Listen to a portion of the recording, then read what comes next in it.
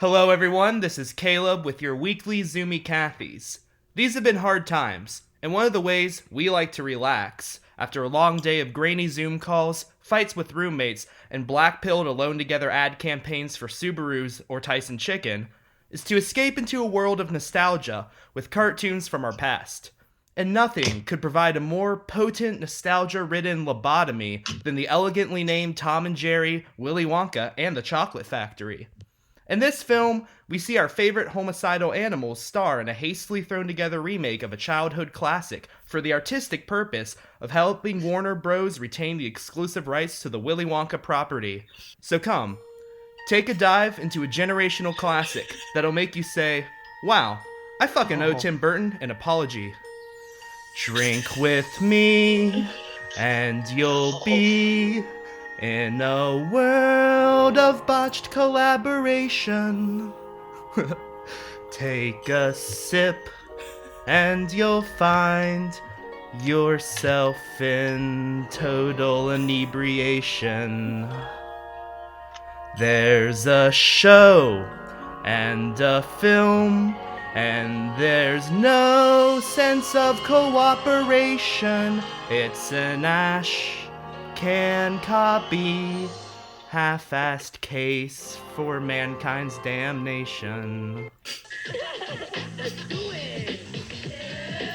Hey everybody! Sorry about that. I promise I'll never sing on that fucking show again. How y'all doing? I'm not dead yet, so I'm doing something right. Great! I'm doing great. Hell yeah. Hanging in there. So we just watched Tom and Jerry and Willy Wonka and the Chocolate Factory. I think that's what, there's like a semicolon, right? It's a really shitty name. It's something. It's certainly something. Tom and Jerry featuring Willy Wonka. Tom and Jerry X Willy Wonka. So I guess before we get into it, obligatory, I want to know what everyone's experience with Tom and Jerry is. If you watched it much as a kid, what your impressions are, etc.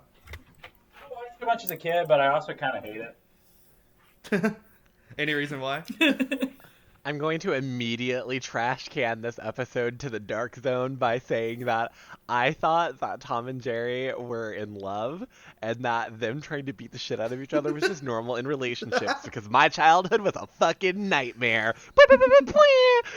Is there like a dark term for hot take that we haven't come up with yet? Like dark take? Is that a dark take? Yeah, dark take. Is that depressing? Okay. Yeah, that was a dark take.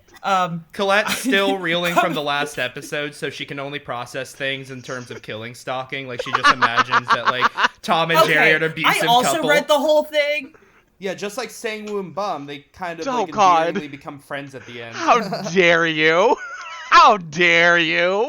Weren't they occasionally friends though?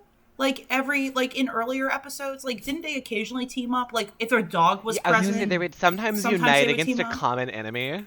Yeah. Yeah, it was never like they're because like if you watch like the Tom and Jerry movie that came out in the 90s, they're like straight up like pals and they talk and they like get beers together and shit. Whereas, like, usually in the old cartoons, it was just like, hey, we hate each other, but there's, like, a bigger presence that wants to kill us both, so we're gonna, destroy it. Well, there was that episode where they sat on the train tracks because they were about to die together. Yeah, they almost did a double suicide. It was pretty dark. That's pretty romantic. I'm pretty sure that's where they got the inspiration for the song Don't Fear the Reaper, but, that's speculation. So, Madeline, what was your experience with it as a kid? I saw a few episodes. My parents were, like, big into showing me, like, Hanna-Barbera stuff, which, like, some of which I remember. And, like, Tom and Jerry, I don't think it's Hanna-Barbera, but it kind of fell under that boomerang. No, it's Hanna-Barbera. It is? Okay. Yeah. I'm like, I don't know. I know that it was in the Boomerang television block. So I watched maybe a few episodes. I remember a sexy white cat would occasionally show up. That reminded me of Sawyer from Cats Don't Dance, which I was, like, super into. Okay, about that, what Sexy White Cat and Tom, though, they are in so many fucking lo-fi sad boy song A&Bs. Like, God. I fucking see that white cat everywhere, bro. Yeah, she's, like, holding the parasol or something. Yeah, or she's, like, smoking her long-ass cigarette. Yeah, like Audrey Hepburn. Damn. What about you, Colette? Did you ever watch it as a kid?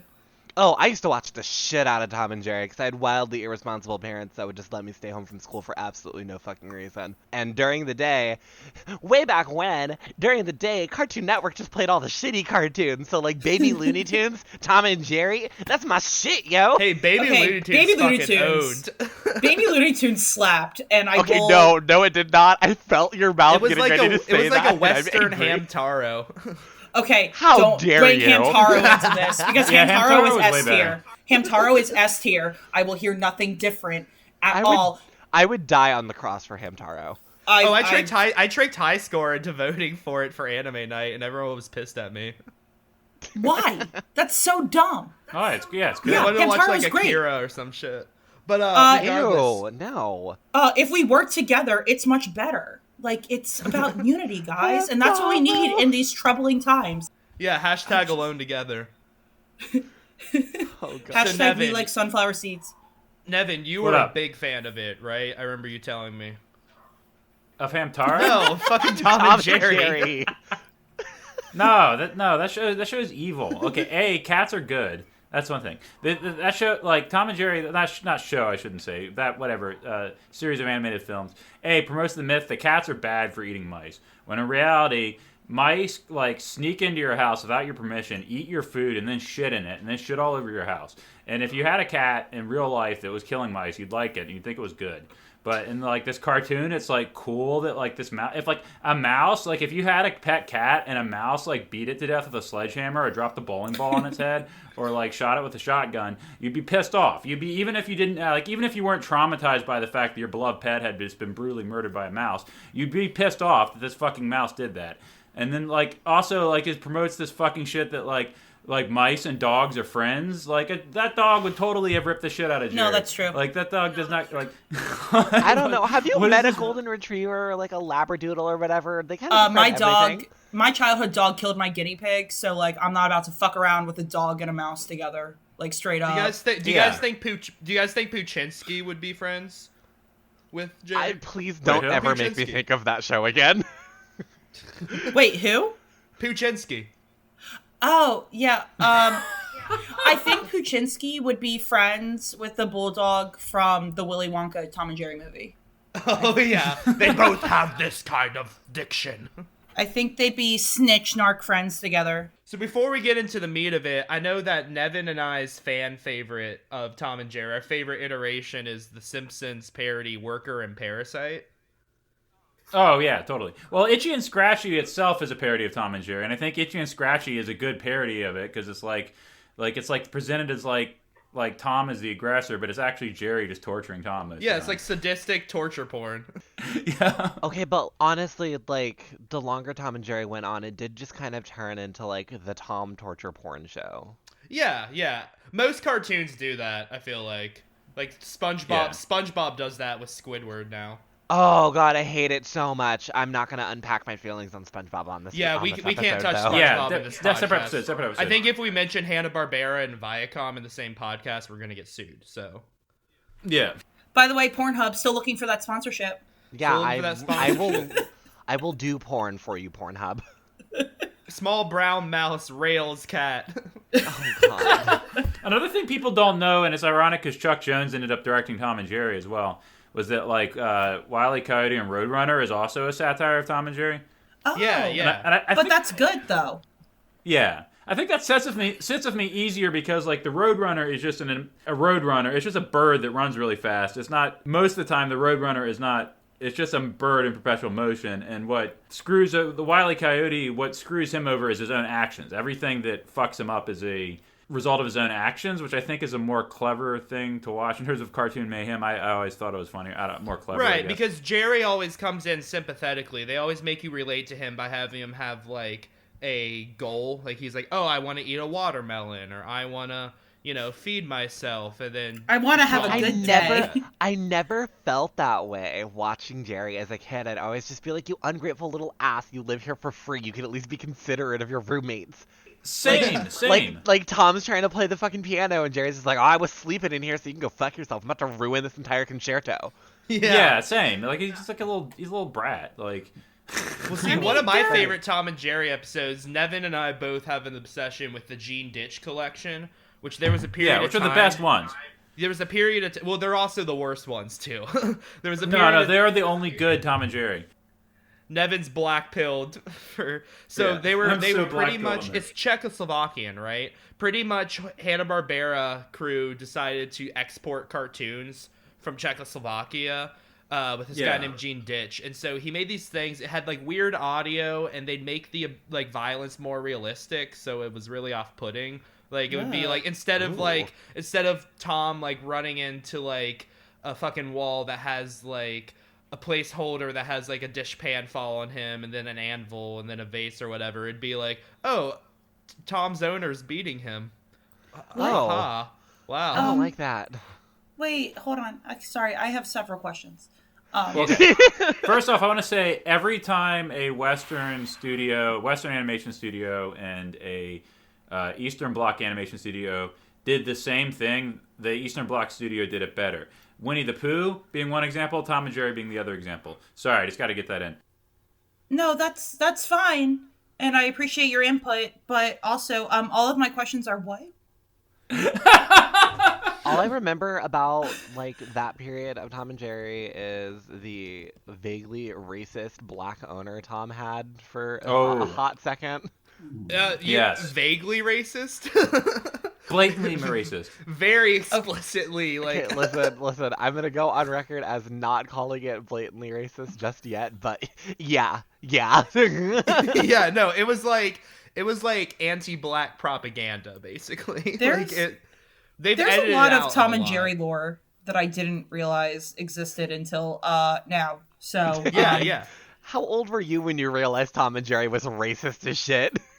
Check out the Gene Ditch collection. There's most of the episodes are bad. Like I think Nevin's just being Nevin, but like I will say there's one episode called the Tom and Jerry Cartoon Kit where they like really cynically just shit on Tom and Jerry's whole like formula.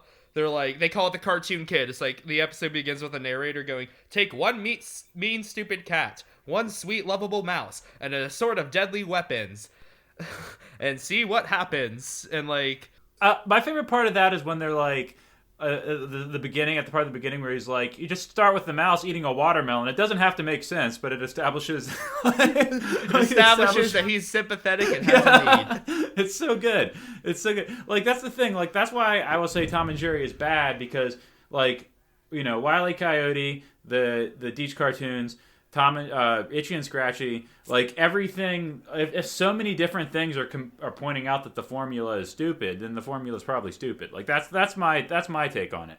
I don't know why. Yeah, but like if you check out episodes like Down and Outing, where like that was one of the first Gene Ditch one.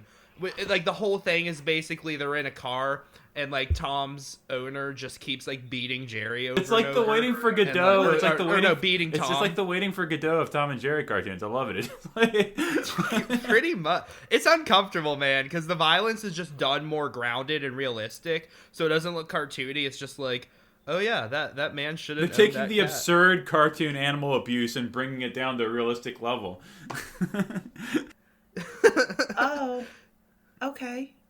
That's definitely a thing that exists, I guess. That's certainly a direction one can take. With that. And honestly, sorry, I'm processing a lot right now. Yeah, go for it. Ditch, his after he pretty much got fired, Chuck Jones took over like directly after. Like he's the reason Chuck Jones joined, because they were just gonna go with him. And then after, I think it was only 13 episodes he did, they were just like, nah, we don't want this. The Chuck Jones ones are pretty good in my opinion. They're alright. Yeah, I mean he's like one of the most competent animation directors in history. What and a they mediocre also had compliment. what a mediocre. Yeah, he's really competent. God bless him. What a competent guy. I love Chuck Jones, don't get me wrong, but I mean he's he was on a bunch of assembly line shows. So it's not like every single piece of work he's done is like incredible. Yeah. But like he's never put out something like that wasn't like bad. Or that was when bad. I was a kid, I liked the Chuck Jones Looney Tunes way better, because that's like all the stuff, like all the kind of like stuff in your mind that exists of like the Looney Tunes is like from the Chuck Jones era, like like Daffy Duck being like, "You're despicable," and like them Daffy and Bugs holding up signs or whatever. Like all that stuff is from like the Chuck Jones era. But like now as an adult, I think I like the earlier stuff better, like the Tex Avery stuff. And Yeah, I was gonna say I'm a Tex Avery hoe. That's my. Hey, Colette, I'm sorry, I'm a question James for you. Baxter hoe. What's up? No, Colette. So scenario. We're in a bar. Two guys walk up to us and they're like, "What era of Looney Tunes are you into?" Like, I'm just curious. My pussy immediately becomes the Sahara Desert, and I go home. And you're like, Chuck Jones? Oh, basic. Chuck Jones is basic as Oh fuck. God. God, Well- you might as well ask me to like watch SpongeBob. No. Well, luckily Ooh. we're trying to do the least sexual act ever together, which is do a podcast. I don't know. I mean, we it can could make be this sexy. sexual. Yeah, Pornhub. we could. Pornhub. Hi. Pornhub, Hello. sponsor. Howdy. All right, so let's get into the movie. Madeline, you watched it, didn't you? So I watched the whole thing. From top to bottom, I watched it because it was okay. And Colette, did it's- you get a chance to watch it? I did not. My computer saw that ultra shady link and was just like, "How about now?" All right, so You Madeline, mean why don't the you- link on a legitimate website where Yeah. you paid for it, Colette? Yeah. You know the Yeah. digital copy that I paid for 4 times, so I could send each of you. We a copy. all paid for My- this movie, but anyone listening Yeah. should not pay for it because this movie is a crime against humanity. I'm gonna be honest. I like legitimately paid for it though. Like I wanted to watch it. I on did TV. too, I did too. So I watched. I paid $4 of my hard-earned money to watch the worst remake of Willy Wonka I've ever seen. Is it really hard earned? Is it? It's well, yeah. I mean, look, he's trying hard, so I guess it's hard. I paid for it back when my money was hard earned before I was making more money sitting around doing nothing. Right, exactly. Before I was unemployed and Anyway. wealthier than I. Yeah. Hey, unemployed crew. What's up? I got laid Can't off. relate. So as I saying before, I guess some of the context of this is that this movie was not something that they were like, oh, this is brilliant. It was literally an ash can copy, which is a term that was relegated to products that were made solely for the company to retain rights. One famous example is that Fantastic Four movie from the 60s that was an ash can copy.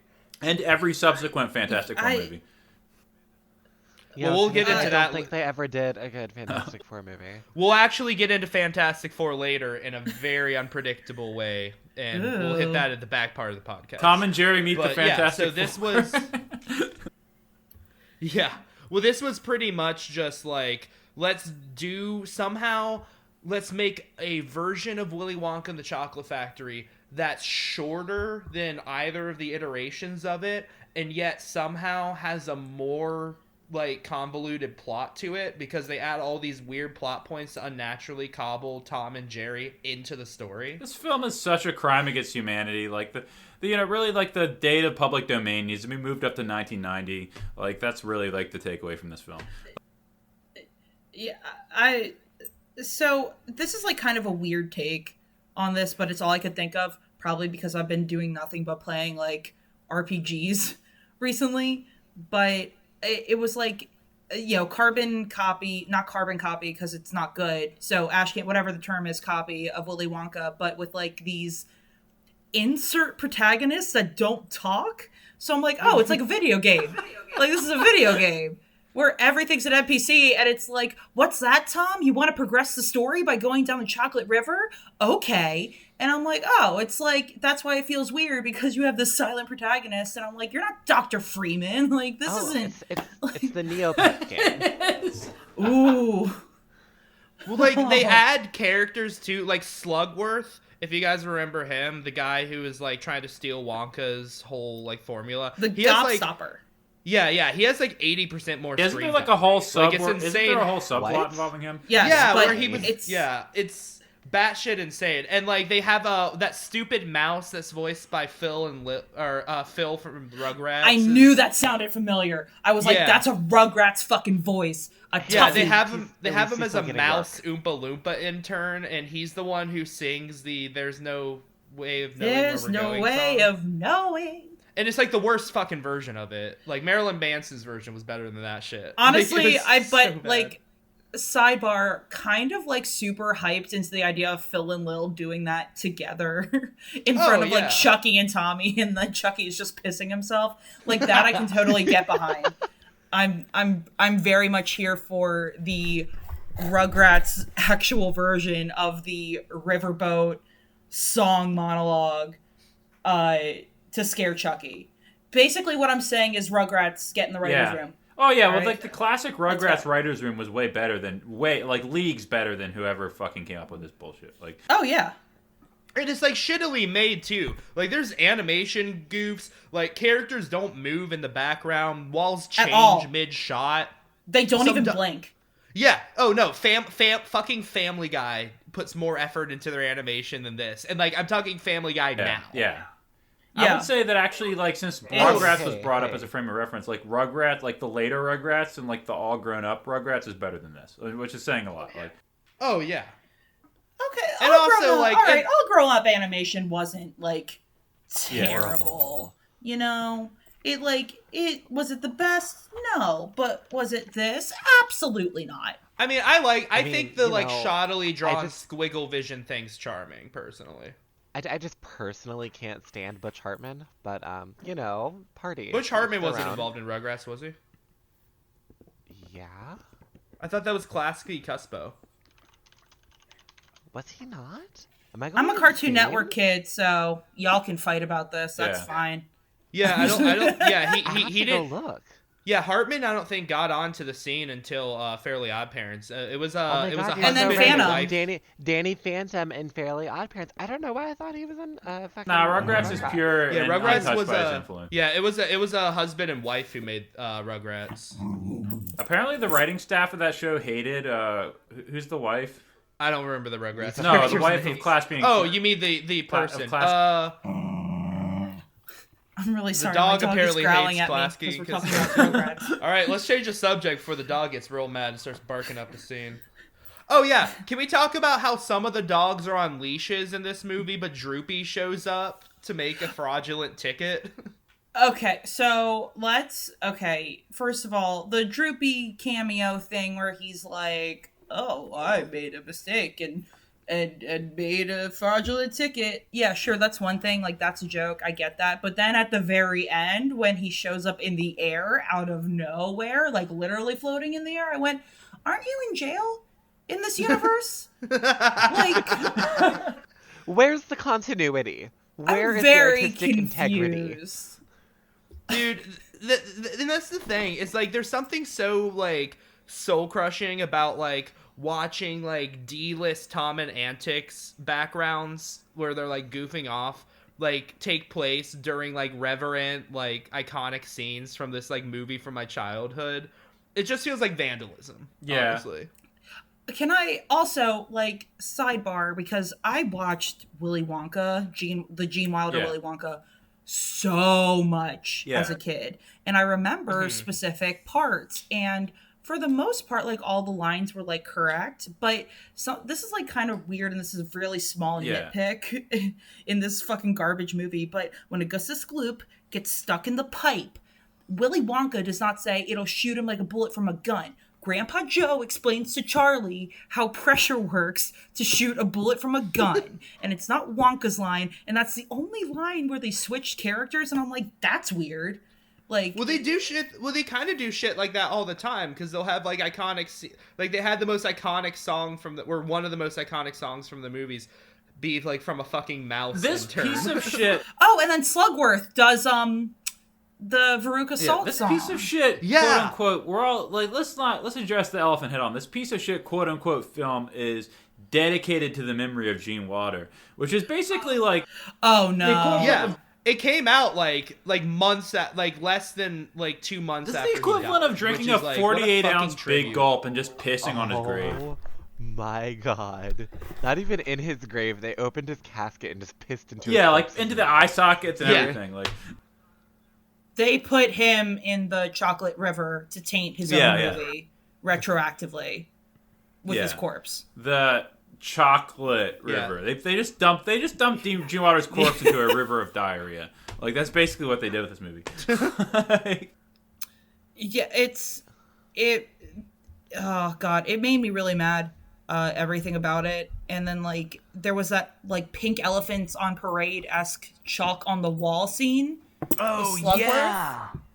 The worst Disney acid trip sequence I've ever fucking seen in a movie.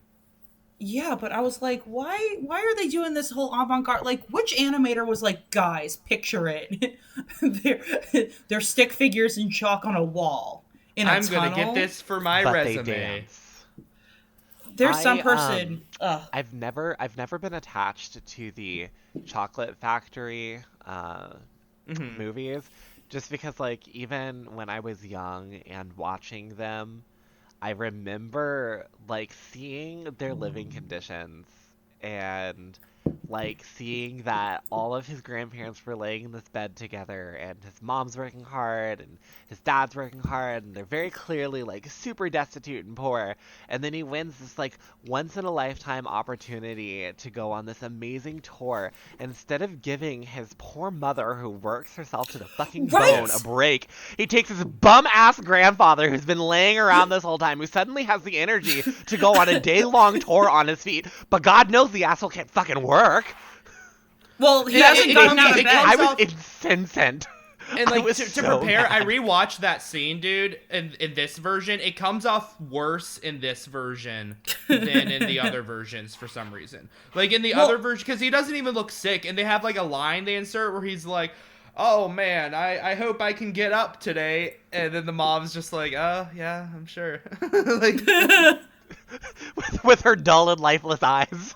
I really wish there was, like, a sarcastic version of that scene where the mom's like, no, don't get up, please.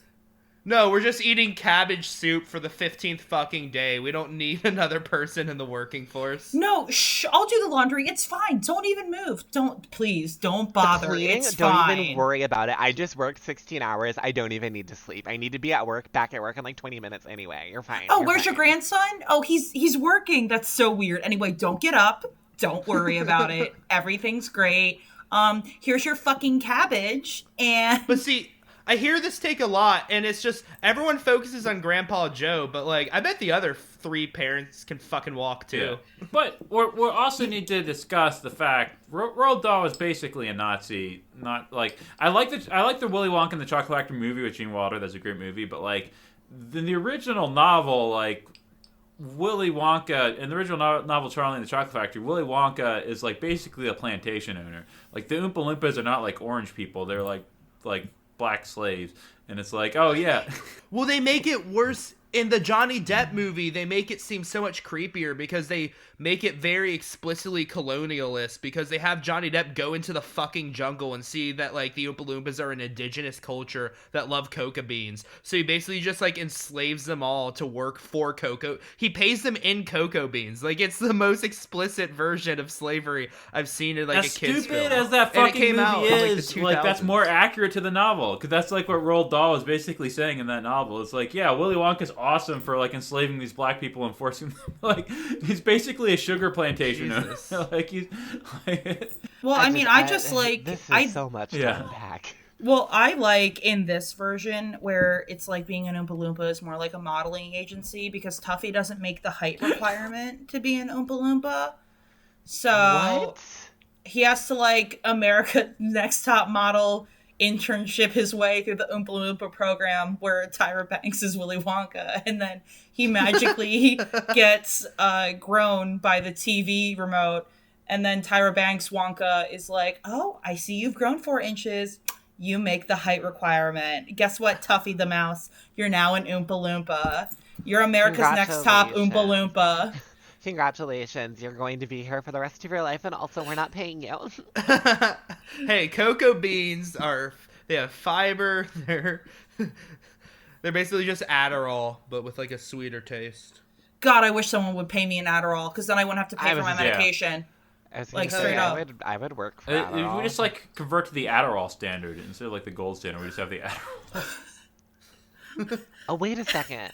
I have a job. I make money, and money can be exchanged for services and goods. I can just get my own Adderall. Oh God, I love goods and services. Those are my two favorite things. Guys, I'm prescribed it right now, and without health insurance, it costs like $400 a month. So Jesus I'm like, Christ. hey, mom, who I live with as I'm 27, are you ready for, a few more weeks of me being wild and crazy? Because I don't have medication. Yep. I imagine you just like with a glass of wine and a lampshade on your head, but you're just like sobbing in the living room. Okay, no. Caleb, I'm sobbing in the bathtub. Like, come on, let's get it. The bathtub is the crying place. Right, because you can close the door and no one's suspicious when you're in there for a long time. That's fair. That's where I do. That's where I listen to podcasts mostly. Yeah, no, you turn the water on and then just cry, and then they're like, "Well, why's your face red?" And you're like, "It was steamy, and I was watching the Tom and Jerry Willy and the Wonka movie." So, I can't. Slightly different. I just like Willy and the Wonka two Willy, two Wonka. Two Willy, two Wonka. I just like the bathroom acoustics for crying. There's no water on. It's just the sounds of me fucking wailing at 1 o'clock in the morning. Yeah, the bathtub makes it feel more cavernous, and it has like a good like reverberation. Yeah. If I just lay down in the bathtub with my arms crossed over my chest, I can just pretend I'm dead.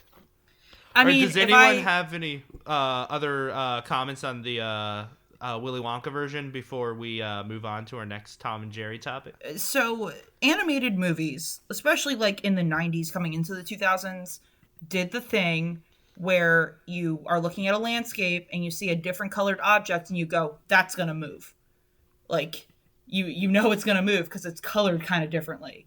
Uh-huh. This movie is lazy animation that I am sure a computer was used for, and they still had the weird fucking color thing where it's like, that door's going to move because it's colored weird.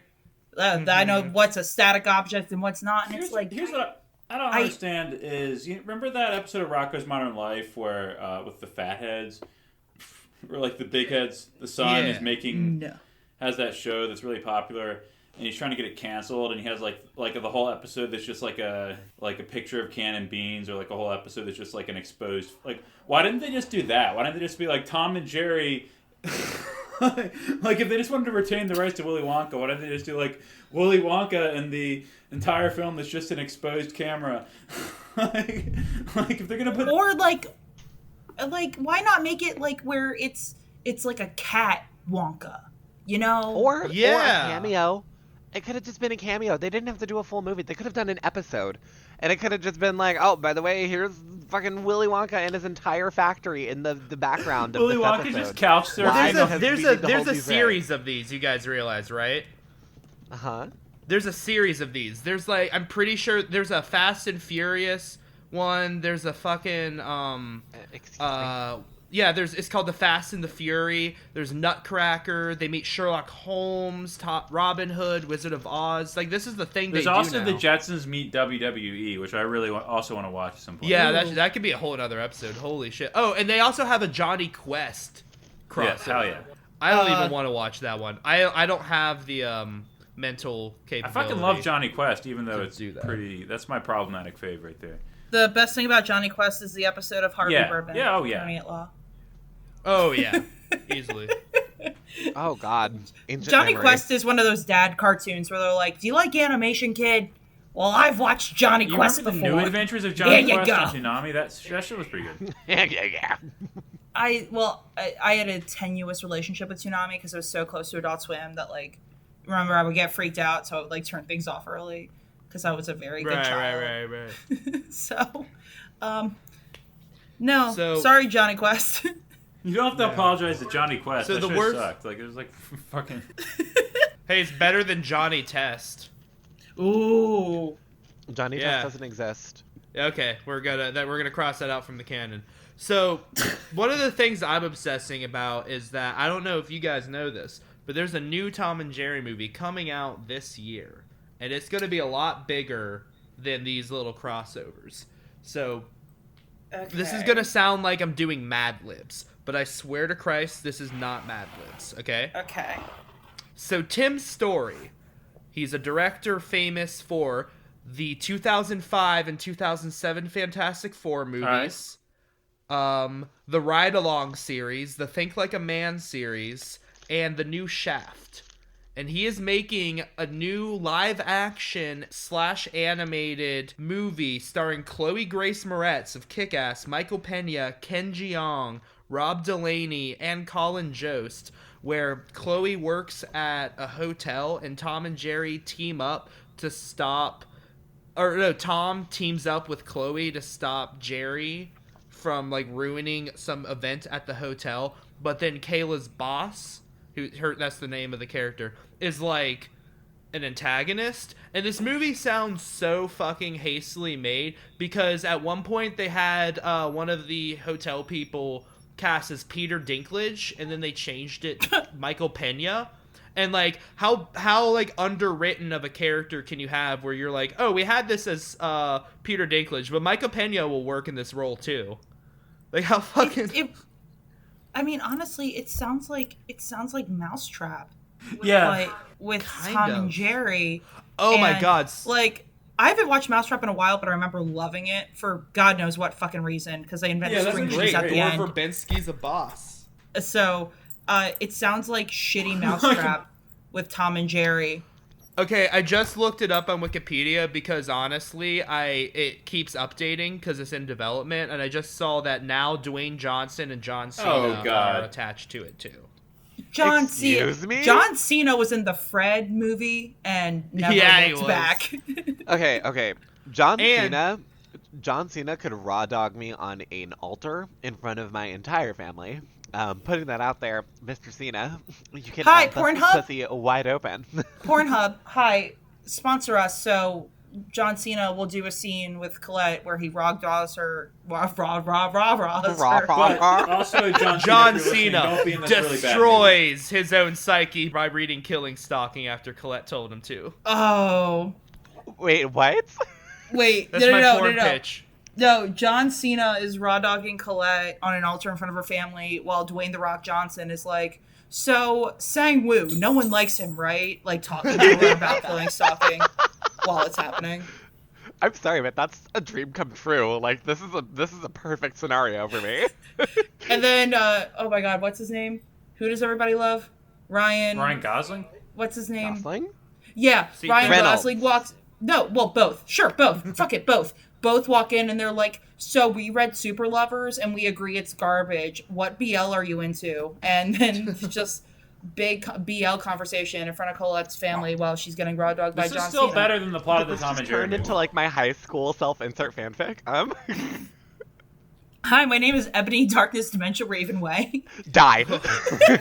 Okay, Perish so I want to also immediately. say, this is so funny because me and Nevin have talked about. I told Nevin about this movie like 3 months ago, but it keeps getting weirder and weirder and weirder because now there's a new thing happening where the animation is being done like remotely during lockdown right now, and they're going to be doing this thing where they're getting 3D animators to do rigging and animation techniques used to create 2D animation in 3D animation with like lighting and rendering stuff.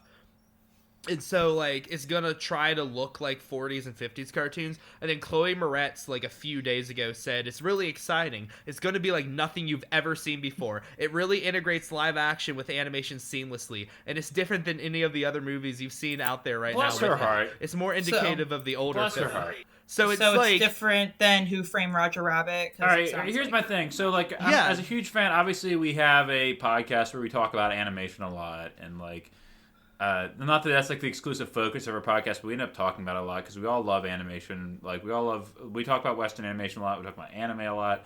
I think animation is a medium of art that is underappreciated, and like, when this whole fucking COVID shit started happening, it's like Hollywood's getting shut down.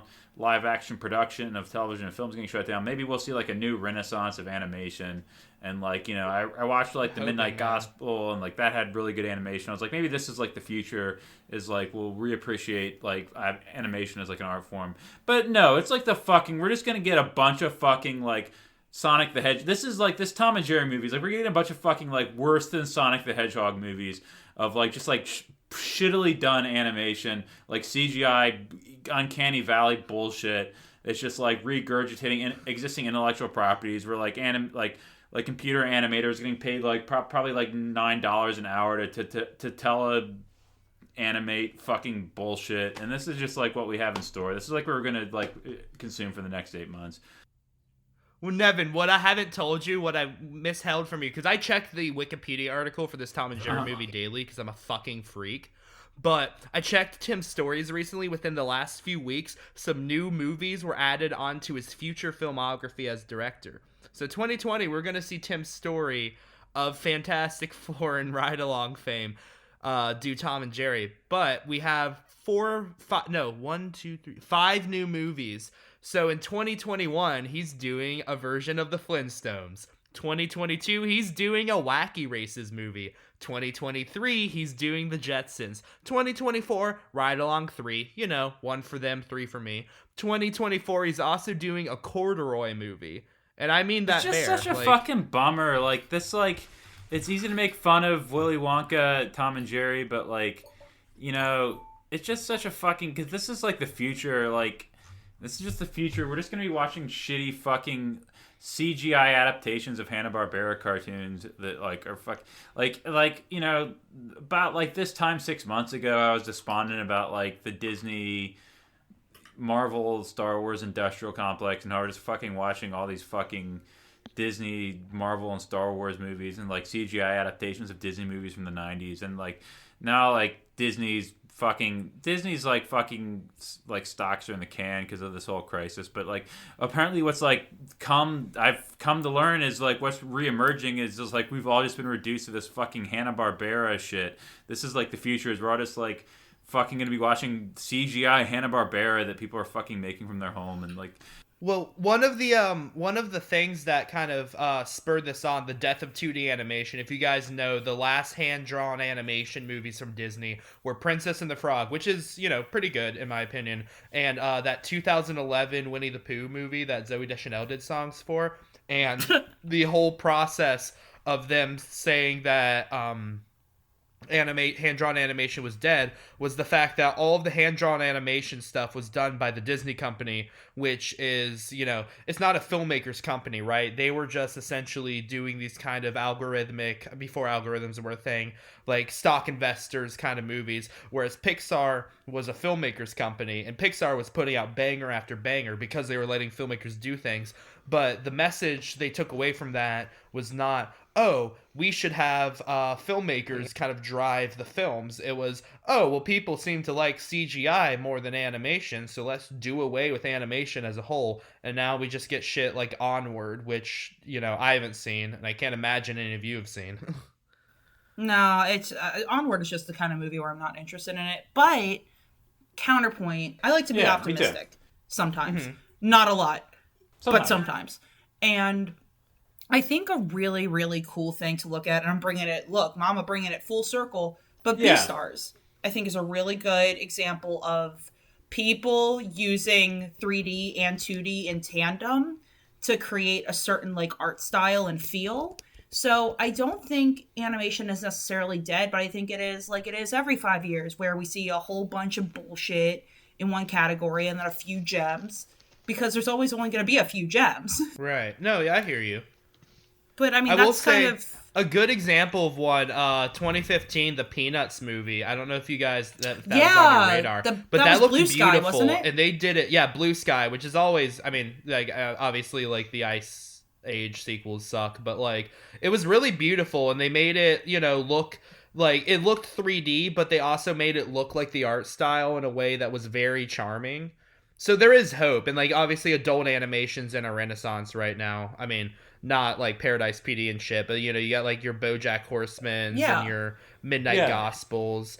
I just think that Archer, honestly, like if we're thinking about like really avant-garde kind of art style, like Archer took pop art and made it animated, which I think was, or is rather, really, really cool. So for as much CG bullshit exists and that we're gonna see, and we're gonna get this over-polished roly-poly-oly round looking shit from Disney, it's gonna happen.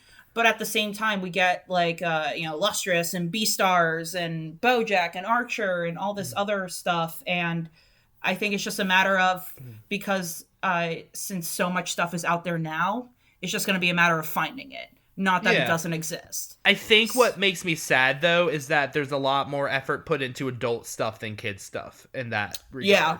Like all the Except for examples Gravity Falls. Except for Gravity Falls. was Some great. of Steven Universe. Like the I like Steven Universe. Yeah. Steven Yeah, Universe is I like fine. Fucking Baxter.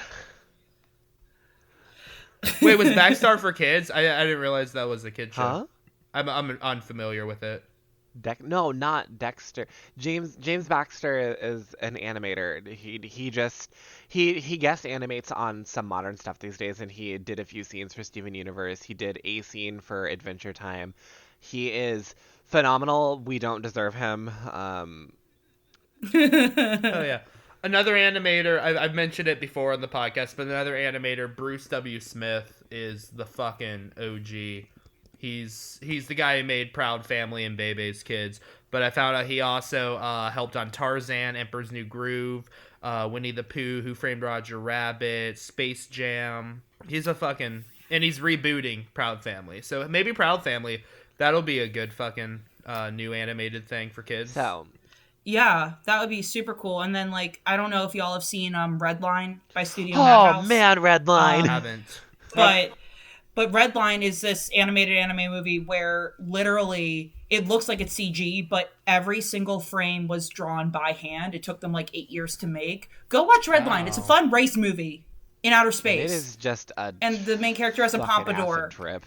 And it's Race like great. Vroom Vroom or Race like Crash? Vroom vroom. Hell yeah. Like good vroom vroom. It'll like sure Alien beat the go fuck vroom. out of the new Wacky Races. Teen Titans did a Wacky Races Hell yeah. episode in season 5. We don't talk about it very much because it makes me upset. They brought back Johnny Rancid. I'm talking about Teen Titans again, guys. I'm sorry. I talk about no, Teen Titans we as should much as I have talk about Pornhub. We should have. I mean, yeah. If Teen Titans Go and Pornhub are our two sponsors, I'm happy. I'm here for it. Yeah, I could live with that.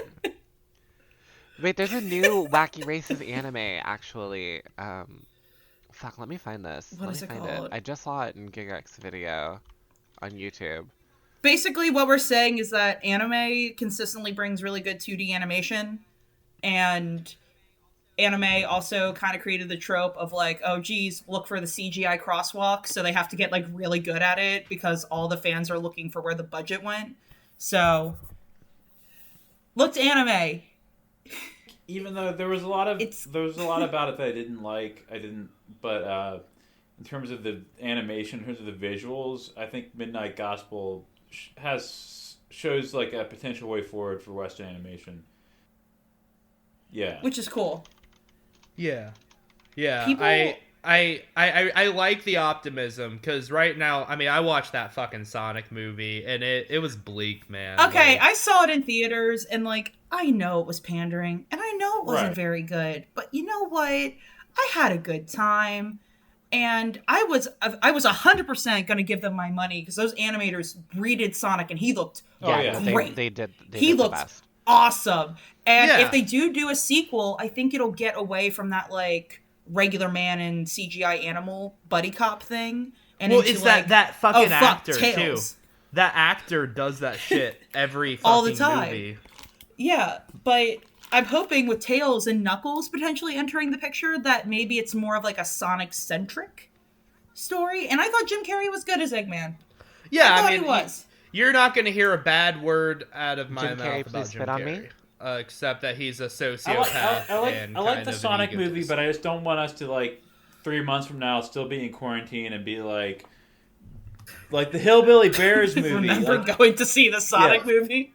Well, it's hard because like the only 3 movies that have come out during quarantine have been like the Sonic movie, the Harley Quinn movie, and Big Time I want like Adolescence. more Like, more B stars, and Midnight Gospel, and less like fucking the less like what were the Snorks, like less of like a Snorks movie or like oh, there's definitely going to be a Snorks movie, and it's definitely going to win an Oscar. I don't, yeah, like all of the Oscar nominees are gonna be like even that, like I'd be okay with if like animation, even like shitty animation superseding live action film is like, as an animation nerd I kind of appreciate, but like That would be like the dark version of that. Where it'd be like, and the Oscar goes to the fucking like Penelope Pitstop movie, like that. Oh God. Hey, Into the Spider-Verse one, didn't it? Into the Spider-Verse, yeah. That like, was some. That I mean, look, I get Chris more Lord upset. and Phil Miller fucking rule. Look, I'm really upset about nominations for animated movies all the time because it hurts my feelings all the time. So you just kind of got to hold on to a few things where you're like, this is good and this is cool, and continue from there. But I have to watch that Midnight Gospel. That's what it's called. Yeah, it's great. I still have to watch that. Yeah, it's like a Ralph Bakshi cartoon, basically, but with like trippy, metaphysical, like philosophical conversations. I really like the animation of it. The audio, the audio content of it. It's basically a podcast. It's basically like if someone animated our podcast. But oh God, please animate our do that, podcast please. if you're listening. Draw me with big titties, please. Yeah. I want to be beautiful. I don't know. My mom said I don't have freckles, but I'm pretty sure I have freckles. So if you're listening to this, please put freckles on my face just so I can win this argument against my mother about what my skin looks a like. goth cat girl, that's all I want. Like, yeah. I'm not sorry. Fuck it. Yeah, it went silent. After. Yeah, it went silent. How dare you fucking yaw in my vicinity? Sorry, But it we've just all kind seen of that video. stunned me for a second. I didn't really know how to. You brought back a lot of middle school. I just all of a sudden found myself at the mall at FYE, just looking and trying to figure out whether I should buy Throw Mama from a Train or not because a website told me it was good. So I had a little bit of a moment. I apologize. No, it's fine. It brought me back to running the anime club in middle school and watching the I Must Be Emo rap on DeviantArt. I don't know. I must be emo. Oh Yeah, my god, so, dude. If Wait, I you're didn't even looking- realize DeviantArt had a video component to it. Oh, it did. They had a song about Cloud that was really cute. There's the Kingdom Hearts one too. I am Sora. Yeah, There's my Keyblade. There's Heartless. Yeah. I'm not Oh afraid. my god, that's And I can drive a gummy ship, or else I'd have a quivering lip. I'm the key All right. bearer from a Disney Square. Well, we've got off the rails, so I think at this point I'm Just going kill to it, end just it. kill I it. just want to ask if anyone has any final thoughts on the Tom and Jerry extended universe, on the state of animation, or on we got to do our thing where we each promote our shit. That's because we're a grown up podcast. We have to. Yeah, we're adults that promote our things because we do things.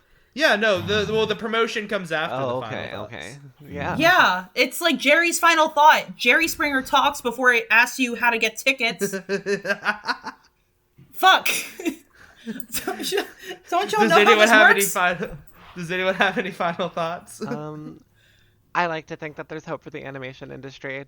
There's always going to be crappy cash grabs. They exist. They always have. Just sift through all the shit and find the things that are worth watching. Just like, Hell yeah. like the Disney's animation workers went on strike, and you don't have to fucking, if you're an animator, you don't have to fucking, you don't have to fucking be, you can be, the animators are the workers who create the beautiful works of animated art that we appreciate, and you can stand up for your own position within that structure, Hell yeah. Yeah, just be optimistic, but don't settle for less. That's what I would say. B-stars, cool. That's not settling. Tom and Jerry go to the Willy Wonka place and Droopy Dog appears in the air on the fizzy lifting drinks out of jail. That's less than settling, man. Just don't do that. Stop it. Get some help. Hell yeah. I think my final thought is that I view animation conversations in this way, in the same way that I view the conversations about representation and diversity in the film, where the most productive thing you can do is not spend all of your time calling out the things within that field that are bad, but rather supporting the things that are good, and knowing that your money really does go a long way. It does mean a lot. You can in the same way that you can tweet about like Emma Stone playing a Hawaiian person in some movie no one's gonna see, being problematic versus like paying money to go see like a good like something like Last Black Man in San Francisco or Jordan Peele movie in theaters. I think that what's really going to have an effect on what the animation industry does is seeing good animated movies, paying for them, actually supporting them artistically, versus like just like shit posting about how like the Sonic movie sucks. Have fun with the Sonic movie, all right? It wasn't great, but you know what? It looked really fucking good. It did. Yeah, you know, Sonic the looked really good. Not that bad. And it was fun. It's one of the 3 movies that have come out. It's one of the 3 movies that have come out this year. There are like no other examples of movies. What if the Oscar? What if the Detective Sonic Pikachu was also good? Yeah, Sonic will win it. the Oscar. Are they gonna have the Oscars? I don't even fucking know. A Zoom Oscars? Oh my god. With Jimmy Kimmel just like looking miserable.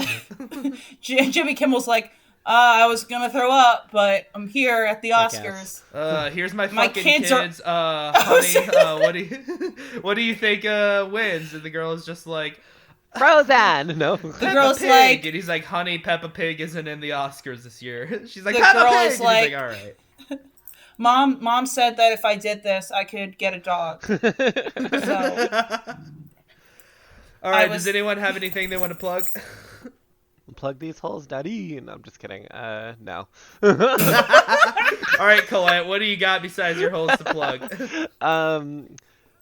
My personality. I'm gonna shout out Gigak on YouTube because he is my god. Yay, Gigak!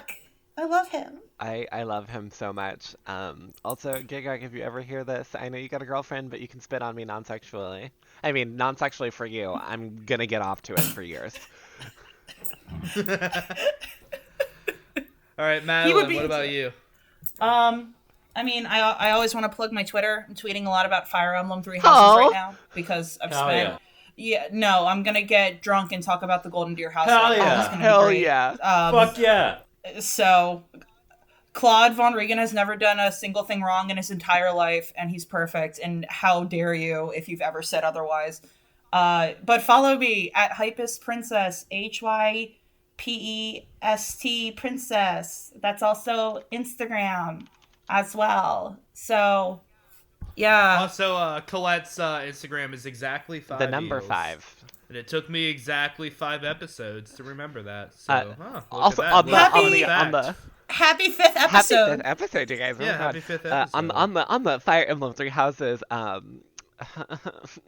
message there, all I have to say is, if you stand Edelgard, you're probably a Nazi apologist. Sorry, not sorry. Yep. Oh, Jesus. Hamana, that's a spicy hot take. Let's just talk about the Golden Deer House then. No one's wrong. Everyone's good. The next episode great. is yours, so you could set that as the topic. Yeah, oh my God. absolutely. I'll just start crying. You got anything you need to promote? All right, yeah, I'm gonna get a little heavy here. So I live in Harrisonburg, which is a big poultry town, and cargo worker Lordo Carlos Bautista Lopez just died from COVID-19, and I just want to give a big shout out to him and his family, and know that like we're I just like want to put that out, just like and sit in it, you know. Yeah. Well, hard to follow that, but you can find me at Caleb the Hairy. Major fucking downer. Important, but major fucking downer. No, just don't drink bleach and stay home. Yeah. Don't tell me what to do. Hey, I respect my president, so I regularly inject Mr. Clean. I have Arm & Hammer martinis. I'm going the full 9s. I'm trying to just, he's not he I don't like him, but he's our president, and I want him to succeed. So I will ingest whatever household project that Daddy Trump tells I me will to. literally come into your home in the middle of the night and beat you to death. Well, then you'll be breaking social distancing rules, so you'll look like the asshole. Daddy said that was bad to not. Oh my God! I will turn this podcast around.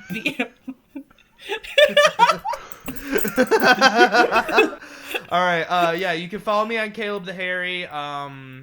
Check out Big Time Adolescence. That's a pretty cool movie I saw recently. I'm never gonna do big plugs. I'm just gonna tell you what movie I saw recently that I like. Big Time Adolescence rules. It's the first movie. It's the first piece of art that justifies Pete Davidson of having a career outside of being a roast comedian, and I was very impressed with it. He gave. Oh yeah, watch Big Time Rush too. No, I'm not a Big Time Rush guy. I'm more of a Ned's Declassified kind of girl. Hell yeah. Declassified. Sorry. Hell yeah. Cookie. Cookie was the MVP of Ned's Declassified. So. Dude, I love that fucking line where Cookie's talking to his it was his the janitor, and he was like, "Isn't Susie Crabgrass beautiful?" And the janitor's like, "Well, she's 12, so no." I was like, okay. What? Cookie and George Costanza should have their own show. Yes. Oh yeah, definitely. That's my plug. That's a good plug. Well, thank you guys for listening, and allow me to play you out with the theme song that might get us sued someday. Woo! Oh.